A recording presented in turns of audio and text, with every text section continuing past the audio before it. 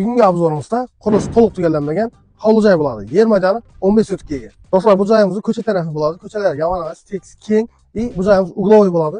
Zabor uchun полный fundamenti tayyor holda, faqat zabor yozamalar bo'ldi. Joyning ishlari bilan tanishamiz. Do'stlar, bu joyimiz to'liq hamma yeri g'ishtdan bo'lgan. Charxoqlari ustini og'achlari hammasi yaxshi qilib bosilgan. Fundamentlarni vobshe gap bo'lishi mumkin emas. O'zlarimiz yashaymiz deb solingan joy. Kirganimizda ana shunday katta hol bo'ladi.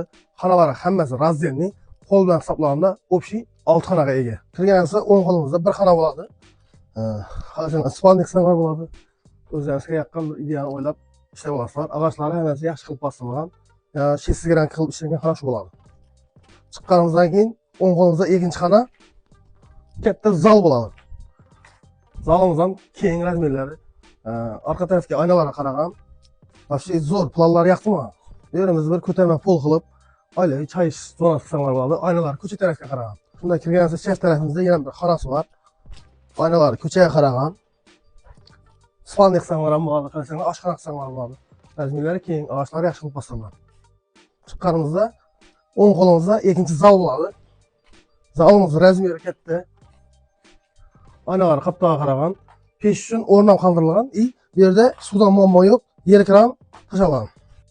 To'rda koridordan eng chetda bir spalni. Bu ham yonida shesigan qilib ishlangan. Asboblari yaxshi, og'achlari yaxshi qilib bosilgan, oynalari ko'chaga qaragan.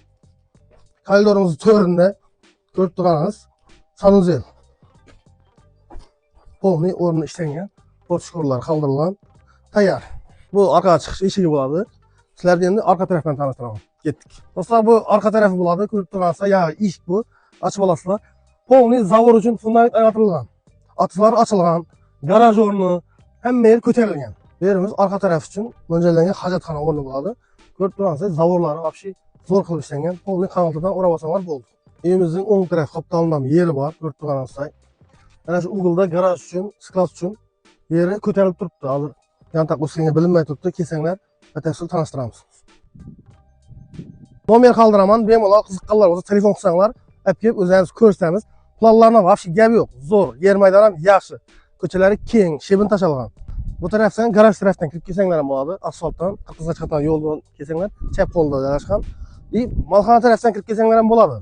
Molxona orqa taraflarga turlashadi. Dim tog'olmasanglar telefon etinglar, olib ko'rsatamiz. Son manzilimiz Elliqal'a tumani, Elliqal'a ofisida joylashgan bo'ladi. Garajning orqa tarafi.